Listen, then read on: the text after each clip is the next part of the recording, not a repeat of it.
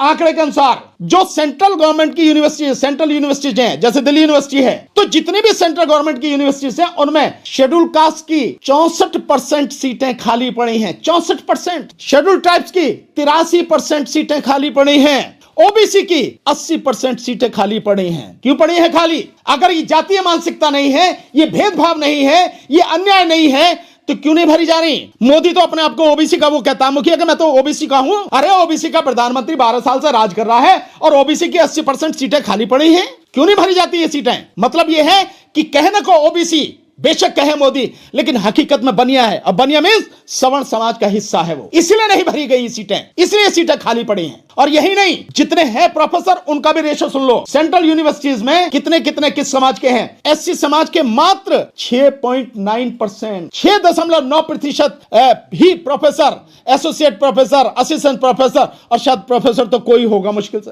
रतन लाल जी लड़ रहे इतने दिन से, अभी तक प्रोफेसर नहीं बनाया, जबकि कब के बन जाने चाहिए थे। और एसटी समाज के मात्र 1.5%, मात्र 1.5%। होना कितना चाहिए? 7.5%। एससी का कितना होना चाहिए? 15%। ओबीसी जिसकी आबादी 52% इस देश में, उसमें से भी 27% आरक्षण दिया गया। और हैं कितने ओबीसी के प्रोफेसर? कितने? 4.1%। और जनरल कैटेगरी की 80%। आबादी कितनी?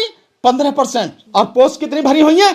80%। कौन किसका हिस्सा खा? ये अन्याय नहीं है ये? क्या ये न्याय है? ये क्या इसी न्याय की बात कर रहे हैं? जो सवर्ण समाज के जो लोग हैं वो किस बात पे कह रहे हैं? वो कह रहे हैं इसमें ओबीसी को क्यों रखा है? ओबीसी को नहीं रखना चाहिए था। अरे ओबीसी के खिलाफ आप लगातार अन्याय कर रहे हो। 27% की जगह 4.1% ही है। 80% सीटें उनकी खाली पड़ी हैं। और ये दिखा दिया गया है कि न केवल सरकार, बल्कि चाहे सवर्ण समाज के लोग हों और चाहे सुप्रीम कोर्ट, सब कुछ आरएसएस के हाथ का खिलौना है। और सब कुछ जब एससी, एसटी, ओबीसी, माइनॉरिटी, विकलांग, अरे विकलांग तक से जो फिजिकली हैंडीकैप उसे तो कुदरत नहीं मार रखा, तुम उसके खिलाफ भी तुम्हारी ये सारी चीजें आ रही निकल के। साथ में महिलाओं के खिलाफ, ये सबके खिलाफ तुम्हारी नियत आ रही। तुम कह रहे हो भैया इसे क्यों किया गया?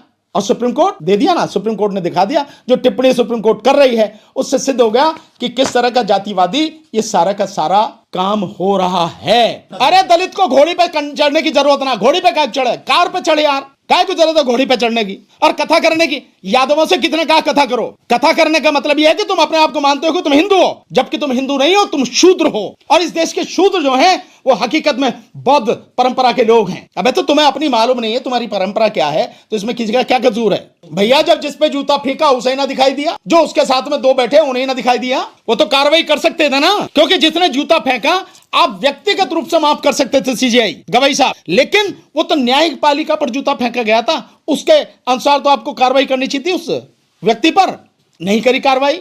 जो साथ में दो जज बैठे थे उन्होंने भी कार्रवाई नहीं करी। तो भैया ये ऐसे ही होगा, क्योंकि तुम आज भी उनकी नजर में शूद्र ही हो। काय को देर कर रहे भाई? बचाई क्या है एससी एसटी एक्ट में? एससी एसटी एक्ट को बेकार कर दिया सुप्रीम कोर्ट ने पहले ही, और उससे भी ज्यादा बेकार कर दिया जो भारत के संविधान को खत्म करने के लिए एसआईआर की जा रही है, उस एसआईआर पर सुप्रीम कोर्ट ने कोई फैसला अभी तक नहीं लिया। डेट पर डेट देते चले गए।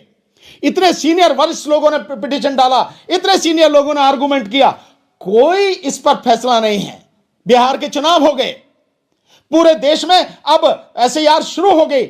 10 राज्यों में, 9 राज्यों और 3 केंद्र शासित प्रदेशों में एसआईआर हो रही है।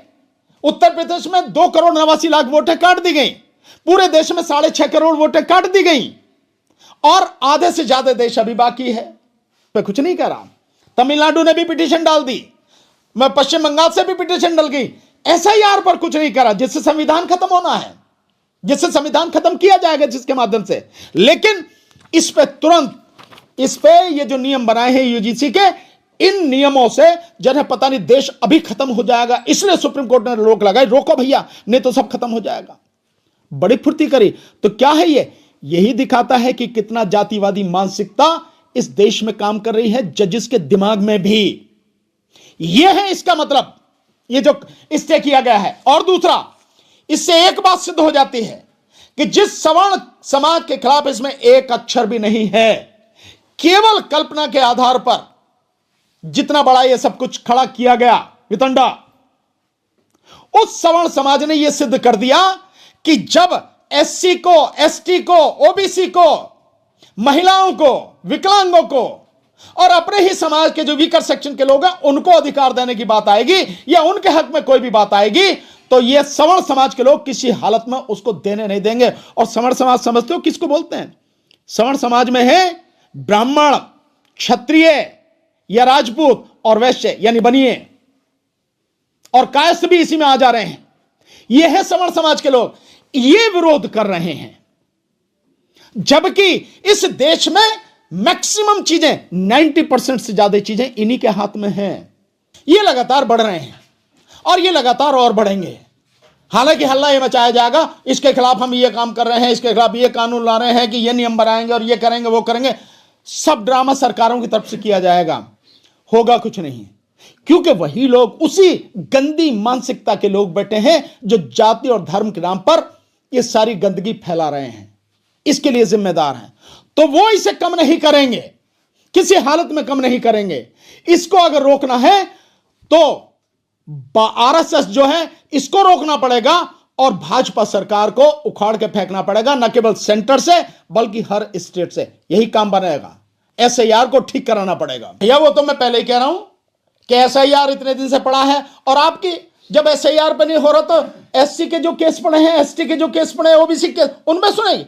उसके लिए टाइम है सुप्रीम कोर्ट के पास में, अदालतों के पास में। क्या कमाल बात कर रहे हो यार। सुप्रीम कोर्ट का, हाई कोर्ट का इतना कीमती समय इन बेकार के लोगों पर आप खर्च करने की बात कर रहे हो? नहीं है टाइम। जो पेंडेंसी है एससी, एसटी, ओबीसी के केसेस की, माइनॉरिटी के केसेस की, ये और पेंडेंसी रहेगी। और मुझे यह कहने में दिक्कत नहीं है कि जब आपके इस एससी समाज के सीजेआई आए, वो कुछ नहीं करके गए तो तुम दूसरे से क्या करोगे? दूसरे से क्या उम्मीद करोगे जब तुम्हारा अपना आदमी करके नहीं गया? वो तो न्याय कर सकते थे ना, ये तो बता ही सकते थे कि ये सब कुछ क्यों पड़ा है। एक आईपीएस पूरन कुमार क्या है? ऐसे न जाने कितने आईएएस हैं, कितने आईपीएस हैं और इतने डरपोक हैं, वो उनकी बोलने की हिम्मत नहीं है।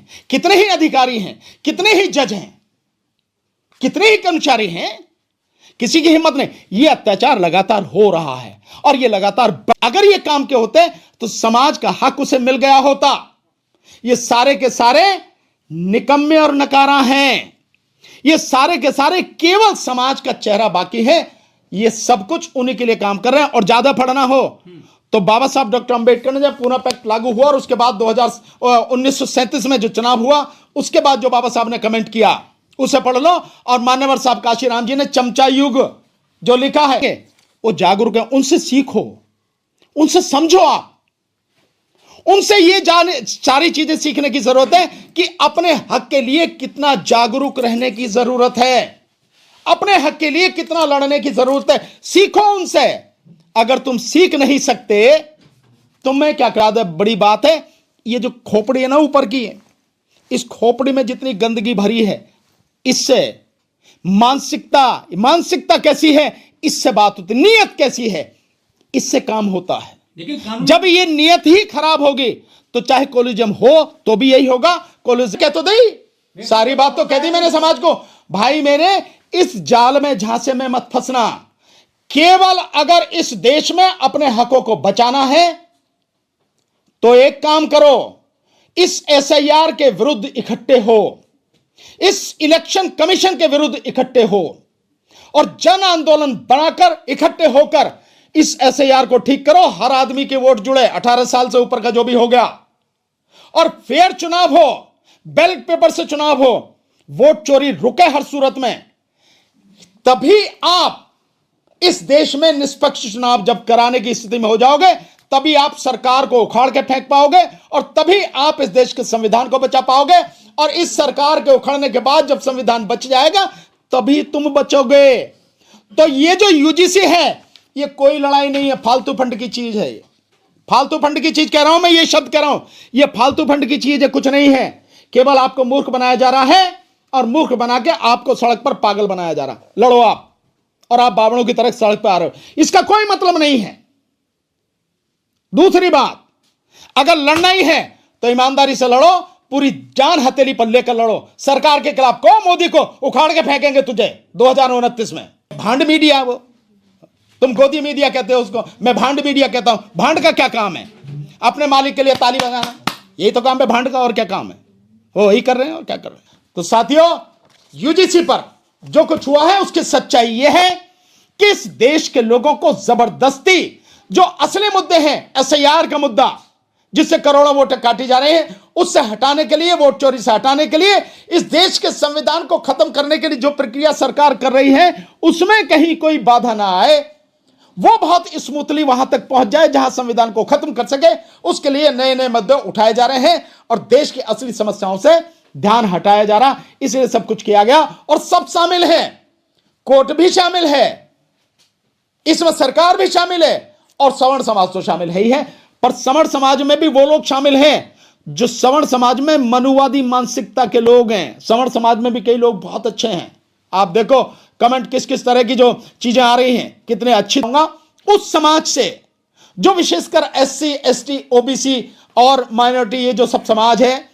जिनके विषय में ये नियम बनाने की बात कही गई, उन्हें इस जो सुप्रीम कोर्ट से स्टे हुआ है इसके विषय में कोई प्रतिक्रिया देने की, प्रतिक्रिया मतलब ये मैं जो बोल रहा हूं इस तरह से जरूर बोलें, उसकी आलोचना प्रत्यालोचना जरूर करें सबूतों के साथ में, लेकिन उसके लिए सड़क पर आकर समय खराब करने की जरूरत नहीं है।